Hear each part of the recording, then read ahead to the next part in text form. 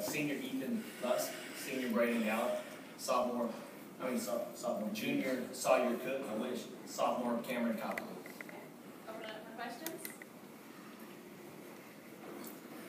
Coach, in preparing for Big Sandy, what stood out on film even in the game before yesterday for the players, if you can kind of compare the quickness of Big Sandy to other teams you play? We didn't have film on them. They don't. East Texas doesn't share. We saw what we saw yesterday, and outstanding team, outstanding quickness. All 5 kids, a ton of sense and savvy, excellent shooters, extremely great ball handlers and passers. Just a really good team that certainly the best team we saw all year. And not just 23, multiple kids that can hurt you in multiple ways, and just outstanding team, very well coached, and play unselfishly, and a lot of fun to watch. Coach, you got one out of last year, you another one this year. Is it all had for you, or is everyone just as special as the It's crazy. It really is. I can't remember that one right now. It's all about these kids and this one right now, and later in life we'll look back and acknowledge maybe the significance of that. But it's about these Canadian Wildcats and these kids sitting up here along with their teammates. But it's so amazing. We're so blessed and so thankful. We take nothing for granted, and we know how rare it is to get here to begin with. And it's just a great thing, a great experience for these kids and this community.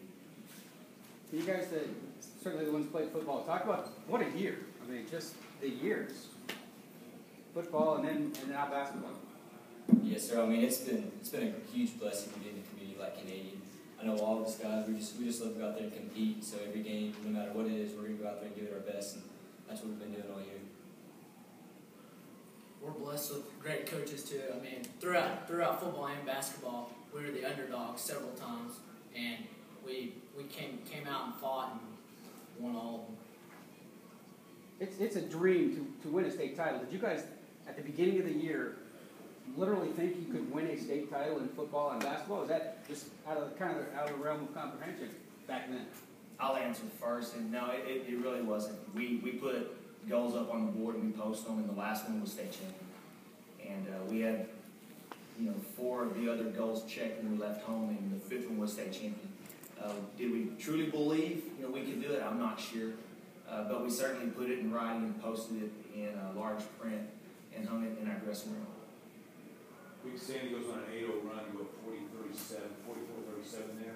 You answered that right away. Do you think that was I thought we were part of the game? I thought a couple, early in the game we got down 10. In the second half we got down 10. They started both halves like we had planned to start both halves. But the kids responded, and I think it began with maybe Braden hitting a 3 or someone hitting a 3 and then getting a stop and then maybe getting fouled. Free throws again were big for us. But we talked about just one possession, make one basket and get one stop, and then to see what happens from there. And the kids really went on a good run. I thought we were on the verge of getting blown out, and we bounced back, and the kids made a few shots and a few stops, and all of a sudden it's competitive again.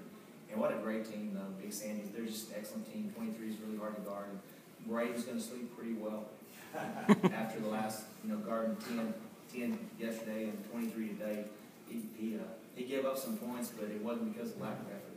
Coach Lynch, your freshman, came in and gave some big points in and said. He did. Matthew has the ability to score for us. He scored for us this year. Hadn't had a great playoff run as far as points go, but Matthew has a great ability to score the basketball and shoot the basketball, very streaky. And it's usually Ethan for us. Today it was Matthew, and Ethan was just happy as a lark about it.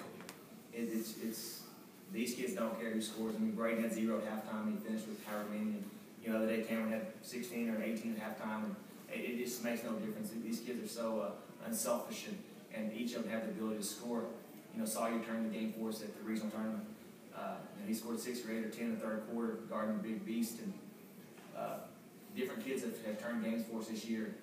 About 5 or 6 different kids have really been big for us this year at different moments. So another thing you're saying about the crowd kind of far away, kind of saw it in these buildings. It sounded like y'all had a good amount of noise. And how much did you feel the crowd's presence on the floor Well, whether it's in basketball and football, our community's made a big difference in everything and how they've supported us. And it really didn't feel that different over in Loveland, we played, even though it was so far away, because we could still hear our fans. But even here in the Alamo Dome, it's so wide open, everything doesn't really echo, but we could still tell that our fans were there. And even during the game, you could just, every time you look up, you'd see them all going crazy. It's awesome. So you could still hear it, still had a pretty big impact? Oh yeah, it always has an effect on us. I think just the more that our community gets into it and stuff in the game, it affects us. And I don't know, sometimes we just go on runs whenever that happens. Andy, this is the first San Antonio experience for all the teams here. What was it like? How good was it? It can't get any better. This was amazing. Everything was perfect. But I really did enjoy the experience of San Antonio. I thought in many facets it was improved over Austin. With the only negative or only plus I'd give Austin would be the facility. This is not the drum as far as playing, but man, everything else was so great.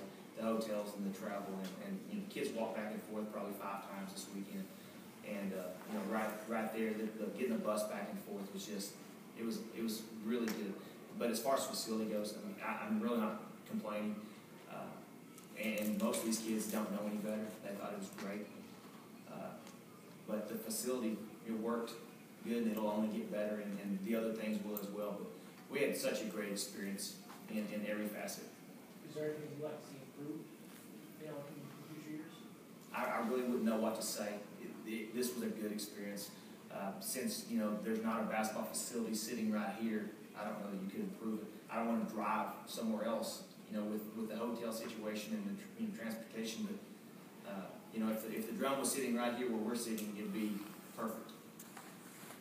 Coach, you guys had a shorter season than most schools. Is that an advantage for you guys or a disadvantage? It has to be an advantage, right?